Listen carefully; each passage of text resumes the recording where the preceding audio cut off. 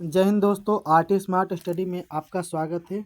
ये Lucent batch जो है, लूसेंट बैच का आज सेट नंबर 5 है। लूसेंट बैच का सेट नंबर 5 है। आज हम लोग इसको कंप्लीट करते हैं। तो ज़्यादा समय ना गवाते हुए बातचीत बंद, क्योंकि एग्ज़ाम आ गया है नज़दीक, तो ज़्यादा से ज़्यादा रिवीजन के और अग्रसर होना है। तो चलिए स्टार्ट करते हैं। चलिए, पहला प्रश्न हम लोग का क्या बोल रहा है। पहला प्रश्न बोल रहा है कि संगम काल में राजा अपने आवास की सुरक्षा के लिए किनको तैनात करता था। तो संगम काल जो था ना, संगम काल में किसको, तो सशस्त्र महिलाओं को, लेकिन शस्त्र लिए महिलाओं को तैनात करता था। संगम काल में व्यापारी वर्ग को किस नाम से जाना जाता था। तो वेनिगर के नाम से जाना जाता था। किस नाम से? वेनिगर के नाम से जाना जाता था। संगम काल के दौरान युद्ध में बंदी बनाई गई स्त्रियों को यहाँ पर दीपक जलाने का कार्य, मतलब कहाँ पर दीपक जलाने का कार्य सौंपा गया था। तो मंदिरों में दीपक जलाने का कार्य सौंपा गया था।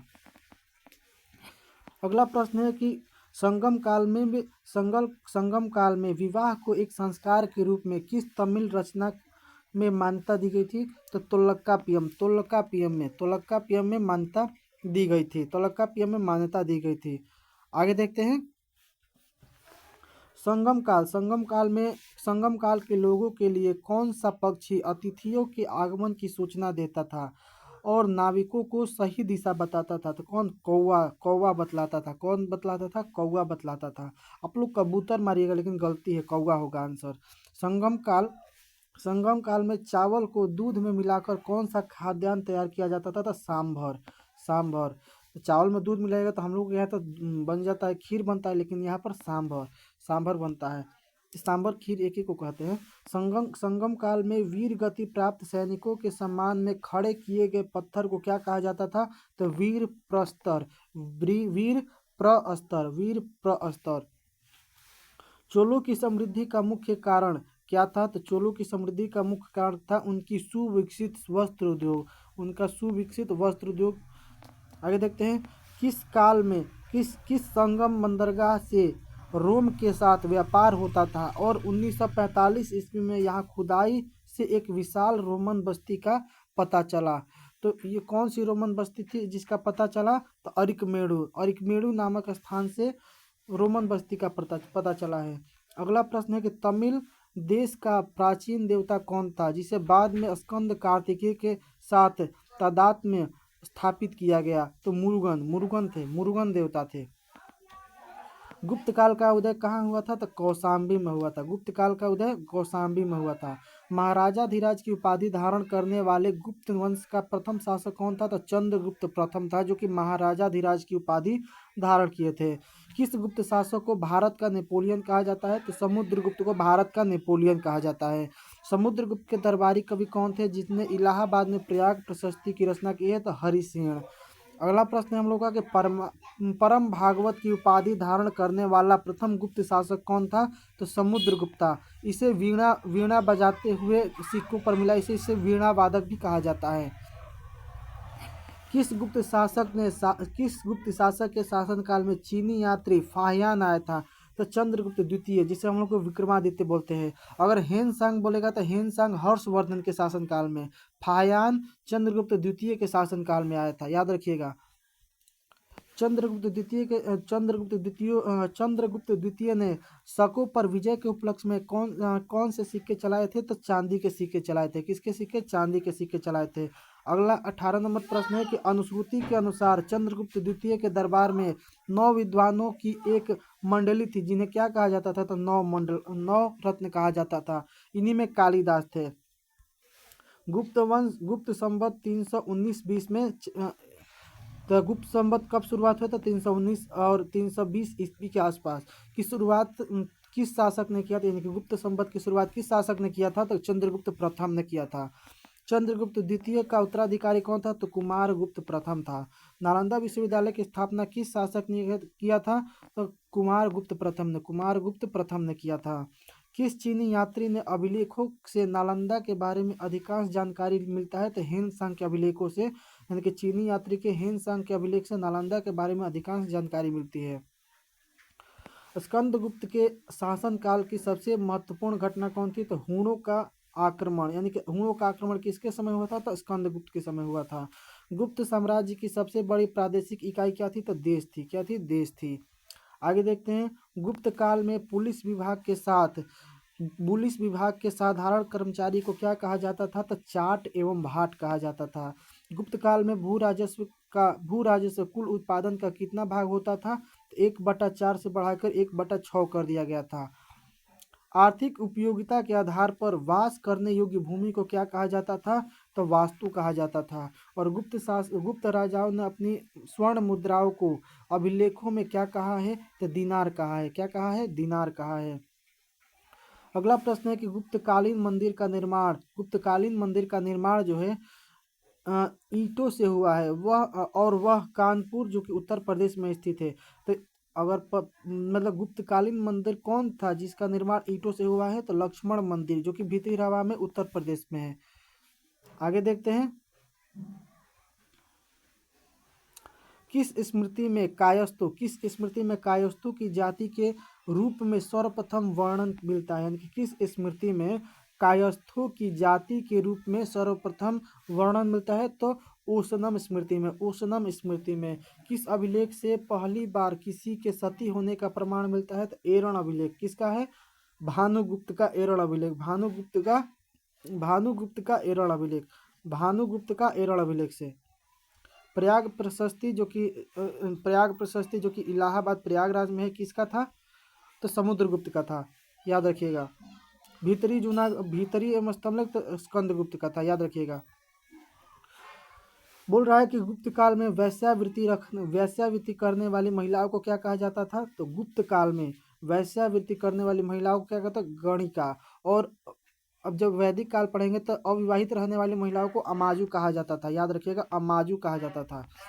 आगे देखते हैं, अगला प्रश्न है कि गुप्तों की राज चिन्ह क्या है? तो गरुण है। अजंता की गुफा संख्या 16 उत्कीर्ण कौन सा चित्र प्रशंसनीय है? यानी कि जब अजंता की गुफा नंबर 16 में उत्कीर्ण कौन सा प्रशंसनीय चित्र है? कौन सा चित्र है गुफा नंबर 16 में? तब मरणासन राजकुमारी का चित्र है। यानी कि मरते हुए मरणासन के चित्र बताया गया है। ठीक ना।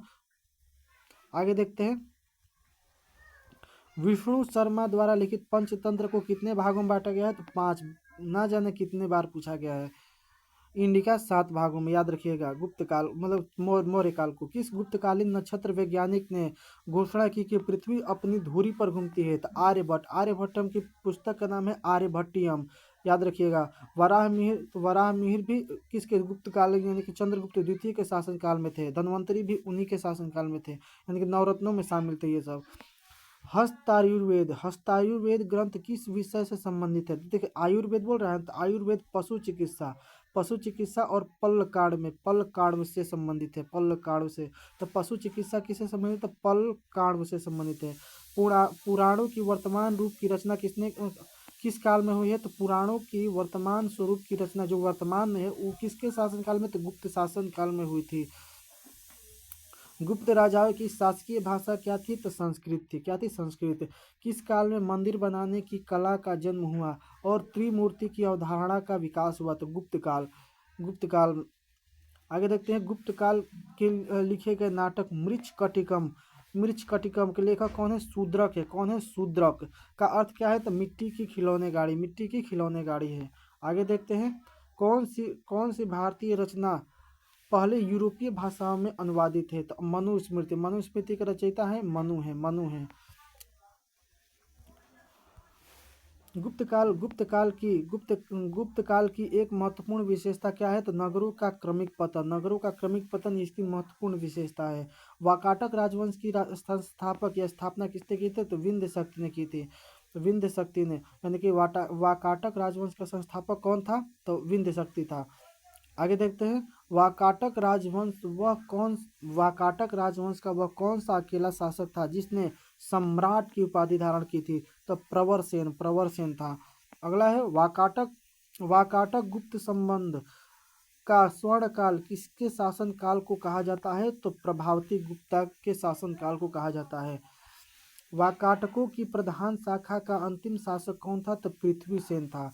वाकाटक वंश का वासीम शाखा का सर्वाधिक शक्तिशाली शासक कौन था? तो हरिसिंह था। कौन था? हरिसिंह था। अगला प्रश्न है कि मराठी प्राकृत काव्य सेतुबंध की रचना किस वाकाटक नरेश ने की थी? तो प्रवर सेन द्वितीय ने की थी।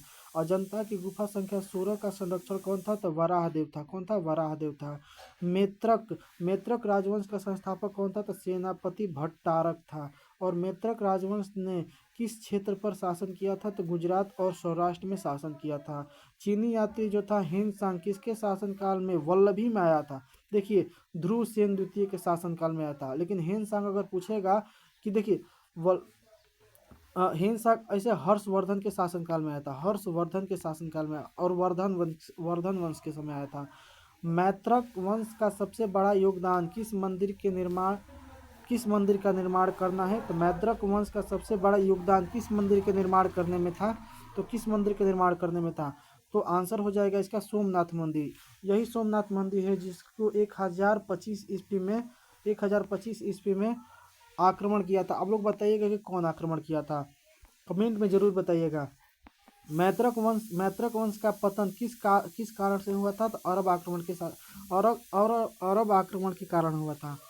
गुप्त वंश के पतन के बाद किन राजवंशों का उद्भव हुआ था? तो मैत्रक, मौखरी और पुष्यभूति का उदय हुआ था गुप्त वंश के पतन के बाद। पुष्यभूति वंश का संस्थापक कौन था? तो पुष्यभूति वंश के संस्थापक थे पुष्यभूति थे। वर्धन वंश के संस्थापक कौन थे? आप लोग कमेंट में जरूर बताइएगा, वर्धन वंश के संस्थापक कौन है? पुष्यभूति वंश की राजधानी कहाँ थी? तो थानेश्वर थी। अगला प्रश्न है कि गुप्त शासक चंद्रगुप्त द्वितीय ने अपनी पुत्री प्रभावती गुप्ता का विवाह किस वाकाटक नरेश के साथ किया था? तो रुद्रसेन द्वितीय के साथ किया था। वाकाटक नरेशों ने किस धर्म को अपनाया था? तो शैव और वैष्णव धर्म को अपनाया था। शैव और वैष्णव धर्म को अपनाया था। हर्षवर्धन को और किस नाम से जाना जाता था? तो शिलादित्य के नाम से जाना जाता था। हर्षवर्धन की बहन राजश्री का विवाह किस मौखरी राजा के साथ हुआ था? तो ग्रहवर्मा के साथ। अगला प्रश्न है कि किस चीनी यात्री ने हर्षवर्धन के शासनकाल के दौरान भारत की यात्रा की? तो हिंदसांग। फाहियान चंद्रगुप्त द्वितीय के समय। मेगास्थनीज किसके समय? तो चंद्रगुप्त मौर्य के समय आया था। इत सिंह आया था मतलब कि नालंदा विश्वविद्यालय भ्रमण करने के लिए आया था और यहाँ से बहुत सारे मतलब अनुसूचियों को अपने साथ ले गया था। हर्षवर्धन और पुलकेशिन द्वितीय के बीच हर्षवर्धन और पुलकेशिन द्वितीय के बीच युद्ध किस नदी के तट पर हुआ था? तो नर्मदा नदी के तट पर हुआ था। नर्मदा नदी के तट पर हुआ था। हर्षवर्धन के दरबारी कवि कौन थे जिन्हें हर्षचरित्र और कादम्बरी की रचना था? हर्षचरित्र और कादम्बरी के रचनाकार हैं बाणभट्ट है। कलहण किसका है? तो राजतरंगिणी के कलहण है, याद रखिएगा, राजतरंगिणी के कलहण है। हर्षवर्धन के समय में सूती वस्त्रों के निर्माण के लिए कौन सा शहर प्रसिद्ध था? तो मथुरा प्रसिद्ध था। कौन सा प्रसिद्ध था? मथुरा प्रसिद्ध था। आगे देखते हैं। हर्षवर्धन के शासनकाल में आयोजित होने वाले उस समारोह को क्या कहा जाता था जो प्रत्येक 5 वर्ष प्रयाग में होता था? 5वें वर्ष प्रयाग में होता था तब महामोक्ष परिषद कहा जाता था। हर्षवर्धन की लिखी गई 3 संस्कृत नाटक कौन थी? तो प्रियदर्शिका, रत्नावली और नागानंद। तो पूछ सकता है कि प्रियदर्शिका किसकी है? तो हर्षवर्धन की। रत्नावली हर्षवर्धन की, नागानंद हर्षवर्धन की है। आगे देखते हैं। मुद्रा राक्षस विशाखा दत्त की है। रघुवंशम कालिदास, मेघदूत कालिदास, अभिज्ञान शाकुंतलम कालिदास की। हर्षचरित्र बाणभट्ट, कादम्बरी बाणभट्ट और प्रियदर्शिका भी बाणभट्ट के हैं, याद रखिएगा। हर्षवर्धन के प्रियदर्शिका है हर्षवर्धन के। हर्ष के साम्राज्य में प्रांत को क्या कहा जाता था? तो प्रांत को कहा जाता था भुक्ति कहा जाता था। क्या कहा जाता था? भुक्ति। तो इधर उधर की आवाज़ों को इग्नोर करिएगा। हर्ष के साम्राज्य के प्रांत को क्या कहा जाता था? तो भुक्ति कहा जाता था। आगे देखते हैं।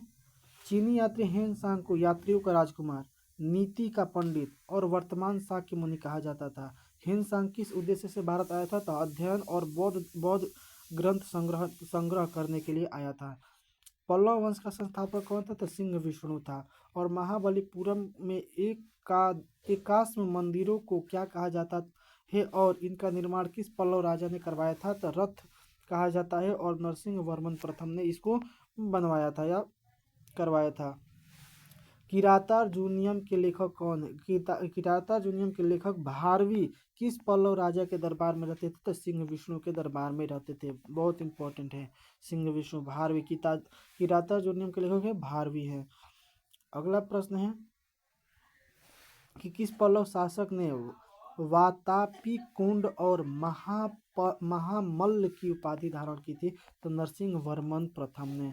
किस पल्लव शासक ने मतविलास प्रहसन की रचना की है? तो महेंद्र वर्मन प्रथम ने। महेंद्र वर्मन प्रथम ने। पल्लवों की राजधानी कहाँ थी? तो कांची थी और कांची के कैलाश मंदिर का निर्माण किस पल्लव शासक ने कराया था? तो नरसिंह वर्मन द्वितीय ने करवाया था। किस मंदिर के निर्माण के साथ ही द्रविड़ स्थापत्य कला की शुरुआत मानी जाती है? तो कौन सा मंदिर है जिसके शुरुआत से द्रविड़ स्थापत्य कला की नींव रखी जाती है? तो कांची का जो था कैलाश मंदिर था। कांची का कैलाश मंदिर। कौन सा रथ मंदिर सबसे छोटा है और उसमें कोई अलंकार नहीं मिलता है? तो द्रौपदी रथ।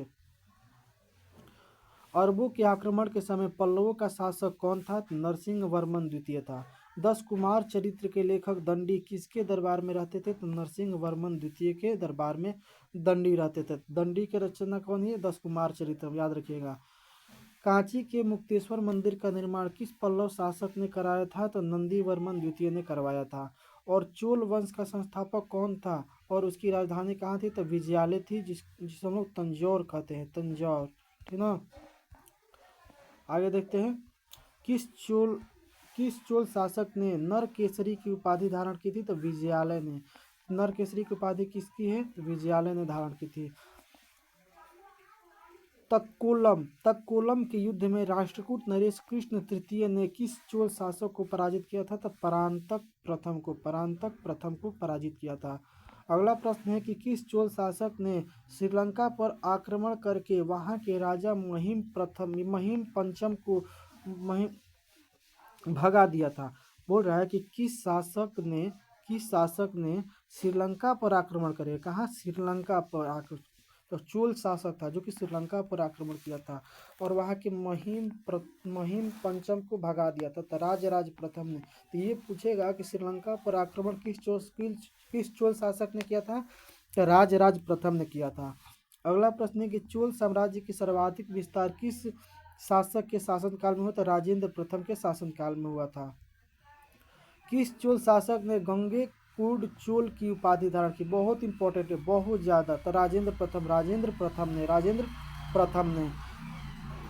तमिल साहित्य के त्रिरत्न कवियों में से किसे नवबेनबा नामक ग्रंथ की रचना की है? तो पुगलैंदी ने की है। अच्छा से देखते हैं इसको। तमिल साहित्य के त्रिरत्न कवियों में से किसने नलबेनबा नामक ग्रंथ की रचना की है? तो पुगलैंदी। पल्लव काल के लोकप्रिय रचना किरातार्जुनीयम के लेखक कौन है? तो भारवी थे ना, भारवी। ठीक, आगे देखते हैं। भारवी होंगे ये किरातार्जुनीयम के लेखक। राजराजेश्वर का शिव मंदिर जिसे तंजौर में बनवाया गया किस चोल शासक ने बनवाया था? तो राजराज प्रथम ने बनवाया था। राजराज प्रथम ने। किस चोल शासक ने चिदम्बरम मंदिर में स्थित गोविंद राज यानी कि विष्णु की मूर्ति को समुद्र में फेंकवा दिया था? तो कुलोतुंग द्वितीय ने फेंकवा दिया था। कन्नड़ साहित्य के त्रिरत्न कवि पंपा, पोन और रत्न मुख्य रूप से किस राजवंश के दरबार में रहते थे? तो पश्चिम चालुक्य राजवंश के दरबार में रहते थे। चोल शासक में उच्च पदाधिकारियों को किस नाम से जाना जाता था? तो पेरुंदरम के नाम से जाना जाता था। चोल काल में ब्रह्मोदय किस प्रकार की भूमि को कहा जाता था? तो ब्रह्मोदय किसको कहा जाता था भाई? तो ब्रह्मोदय ब्राह्मणों को उपहार दी गई भूमि को ब्रह्मोदय के नाम से जाना जाता था। चोल प्रशासन की मुख्य विशेषता क्या थी? स्थानीय सुशासन मुख्य विशेषता थी। चोल साम्राज्य कितने मंडलों में बटा था? तो बहुत इंपॉर्टेंट, बहुत ज़्यादा इंपॉर्टेंट। तो चोल साम्राज्य कितने मंडलों में विभक्त है? तो 6 मंडलों में विभक्त है। कितने मंडलों में? 6 मंडल। 6 मंडल याद रखें। चोल साम्राज्य कितने मंडल में विभक्त हैं? 6 मंडल। अगला प्रश्न हम लोग का कि गांव की सार्वजनिक सभा जिसमें सर्वसाधारण लोग शामिल होते थे को क्या कहा जाता था? तो उर कहा जाता था। क्या कहा जाता? उर कहा जाता था। चोल काल में भूमि कर उपज का कितना भाग होता था? तो 1/3, यानी कि 3 बोरी निकलेगा तो 1 बोरी आपको देना पड़ेगा। अगला लास्ट क्वेश्चन है हम लोग का कि चोल प्रशासन में व्यापारियों की सभा को क्या कहते थे? तो चोल प्रशासन में व्यापारियों की सभा को कौन से? नगरम कहा जाता था। नगरम कहा जाता था। तो आप लोगों को ये वीडियो कैसा लगा आप लोग ज़रूर कमेंट में बताइएगा। और अभी तक आपने सब्सक्राइब नहीं किया है तो कर दीजिए और दोस्तों के पास शेयर जरूर कर दीजिएगा। तो धन्यवाद। मिलते हैं अगले सेट नंबर 6 के साथ। जय हिंद, जय भारत।